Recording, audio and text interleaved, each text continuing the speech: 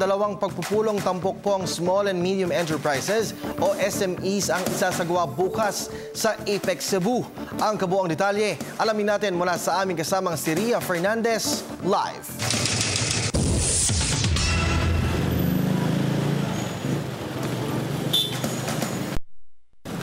Yes, Kirby, patuloy ang APEC closed-door meetings dito sa Cebu City at isa nga sa mga nakalatag na pagpupulong ang public-private dialogue na fostering SME growth through inclusive business na isasagawa sa Marco Polo Plaza bukas. Pangunahing adyenda rito ng mga kalahok na delegado ang pagsusulong sa potensyal ng small and medium enterprises na lumikha ng mga trabaho, magpataas ng kita at magpaganda ng kalidad ng buhay. Magpapalitan sila ng kuro-kuro at kanya-kanyang best practices, partikular sa agribusiness, manufacturing at services sector na maaaring i-adapt ng ibang member economies.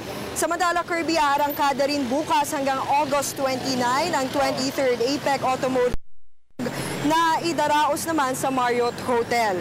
Integrating SMEs into the automotive global value chains ang tema nito ngayong taon na layong hikayatin ng member economies na magkaroon ng mas integrated na regional at global approaches sa automotive policies.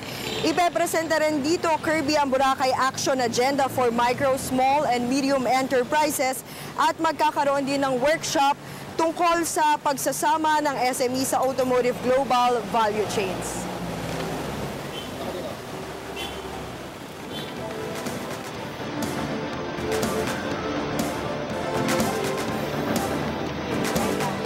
Kung matatanong mo bakit bida ang SME dito sa APEC, yan ay dahil isa sa mga prioridad ng ating bansa sa pag-host nga APEC ang mainstreaming ng sektor sa global at regional production networks.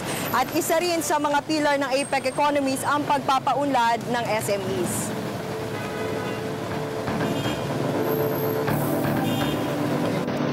Yan ang balita natin para sa APEC 2015 mula rito sa Cebu City. Sa tulong ng PIA Region 7, ako po si Ria Fernandez para sa Telebisyon ng Bayan. Kirby.